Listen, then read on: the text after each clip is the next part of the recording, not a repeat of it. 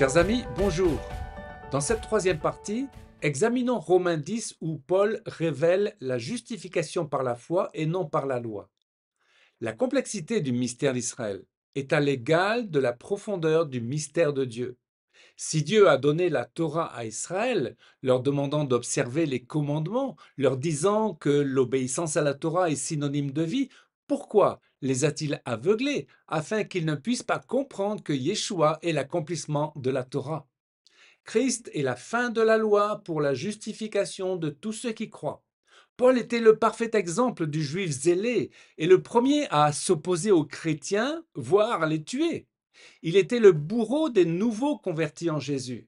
Mais libéré de tout esprit légaliste et acceptant la seigneurie de Christ, il mettra tout en œuvre, tout son cœur et sa vie, pour aider son peuple à accepter la nouvelle révélation, celle de la grâce. Lisons Romains 10, verset 1. Frères et sœurs, le désir de mon cœur le plus cher et ma prière à Dieu pour Israël, c'est qu'ils soient sauvés. Car je peux témoigner qu'ils ont du zèle pour Dieu, mais ce zèle n'est pas selon une connaissance correcte. Parlons du salut d'Israël. Nous savons selon les promesses qu'Israël sera sauvé. Ésaïe nous dit, par l'Éternel seront justifiés et glorifiés tous les descendants d'Israël. Prenons également l'image de la guerre qu'Israël traverse depuis 8 mois. Aujourd'hui, notre prière est que les soldats soient épargnés, protégés, sauvés. Cela ne signifie pas que nous doutons de la victoire d'Israël. Mais oui, les prophètes le disent, nous devons prier pour le salut d'Israël, pour sa sauvegarde et sa protection. Joël 2,17. Qu'entre le portique et l'autel pleurent les sacrificateurs serviteurs de l'Éternel, qu'ils disent Éternel, épargne ton peuple, n'expose pas ton héritage à l'insulte, aux moqueries des nations. Pourquoi dirait-on parmi les peuples Où est leur Dieu? Paul sait que tout Israël sera sauvé. Dieu seul connaît le sens de ce tout. Mais il a appris par une révélation puissante que Yeshua est l'accomplissement de la Torah et ne cesse de vouloir toucher le cœur de ses coreligionnaires en leur démontrant la fin de la dispensation de la Torah devant être un pédagogue, tout en leur révélant l'identité du Messie. Galates 3, 23. Avant que la foi vienne, nous étions enfermés sous la garde de la Torah, en vue de la foi qui devait être révélée. Ainsi, la Torah a été comme un pédagogue pour nous conduire au Messie, afin que nous soyons justifiés par la foi. La foi étant venue, nous ne sommes plus sous ce pédagogue, car vous êtes tous fils de Dieu par la foi dans le Messie Yeshua. Sous la loi ou sous la grâce? Ces expressions ont causé beaucoup de confusion et de tort. Paul en fait pourtant une claire démonstration pour nous faire saisir que l'ère ou dispensation de la loi a une fin, sans que cela signifie l'abandon de la Torah. Galates 4, verset 4. Lorsque le moment fixé est arrivé, Dieu a envoyé son Fils, né d'une femme, né sous la loi, pour racheter ceux qui étaient sous la loi, afin que nous recevions le statut d'enfants adoptifs. Et parce que vous êtes ses fils, Dieu a envoyé dans votre cœur l'esprit de son Fils qui crie Abba, Père. David Stern précise, né d'une femme, né dans une culture où la Torah, transformée en légalisme, était pervertie. Les païens étant sans loi ont moins de difficultés à accepter Jésus et son esprit pour se placer sous la grâce. Pourtant, la chrétienté est également tombée dans une ornière, car l'esprit légaliste ou religieux est une caractéristique de la chair quand l'esprit naturel de l'homme n'est pas régénéré. Depuis de nombreux siècles et aujourd'hui encore, des théologiens comprennent ainsi ce verset de Galates 3,23. Le pédagogue, c'est la loi de Moïse. Nous ne sommes plus sous la loi. Nous n'avons donc plus à obéir à la loi de Dieu. Nous sommes libres en Jésus. La loi, c'est pour les Juifs. Nous, c'est la foi en Jésus. Plus besoin de loi. Elle est dans notre cœur. Jésus l'a accomplie pour nous. Cette pensée va loin, car elle peut signifier que nous n'aurions besoin ni de la Torah, ni de l'Ancien Testament, ni des Juifs finalement. Redressons la vérité.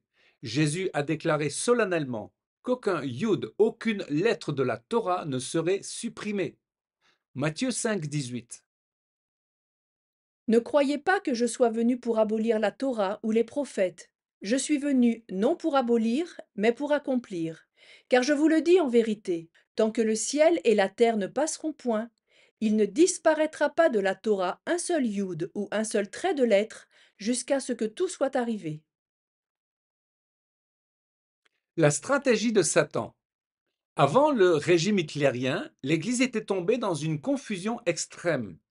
L'exégèse historico-critique de la Bible au XIXe siècle, notamment avec Julius Wellhausen, a démoli la vérité divine en faisant de la parole de Dieu des paroles au sujet de Dieu. Puis, en prétextant le bouleversement des populations en Galilée, est venue l'idée que Jésus était arien et non pas juif. Aujourd'hui, on dit que Jésus est palestinien. C'est la même stratégie, celle de dépouiller Jésus de sa culture et de son identité juive. Hitler s'empara de ces idées comme celle de Martin Luther et conduisit l'Europe chrétienne défaillante à laisser le régime nazi mettre en œuvre la solution finale pour l'éradication du peuple juif. La nuit de cristal, c'est-à-dire le pogrom du 9 au 10 novembre 1938, qui vit s'enflammer les synagogues en Allemagne, s'est déroulée le jour du 455e anniversaire de Luther. Parlons à présent des 7 dispensations. En revanche, à l'époque, dans le monde anglophone, la doctrine du dispensationalisme sauva l'Église. Elle correspond à la pensée de Paul disant que le régime de la loi légaliste doit céder la place au régime de la grâce. Voyons ce que signifie cette doctrine et en quoi elle soutient la vérité biblique. Une dispensation est une manière de classer les choses. En théologie, ce terme décrit l'administration divine tout au long d'une certaine période. Chaque dispensation est une ère instaurée par Dieu. Et donc le dispensationalisme est un système théologique qui reconnaît ces ères ou phases instituées par Dieu pour la gestion du monde. C'est une méthode d'interprétation de l'histoire qui divise l'œuvre et les desseins de Dieu envers l'humanité en différentes périodes par des révélations successives. Ce système a deux caractéristiques. Premièrement, il se base sur une interprétation littérale, notamment des prophéties bibliques. Ensuite, il établit une distinction entre Israël et l'Église dans le plan de Dieu et identifie cette dispensation dans le plan de Dieu pour l'humanité. On distingue 7 grandes phases. Premièrement, l'innocence, qui couvre la période d'Adam et Ève devant administrer le jardin, soumettre la terre et dominer sur les animaux.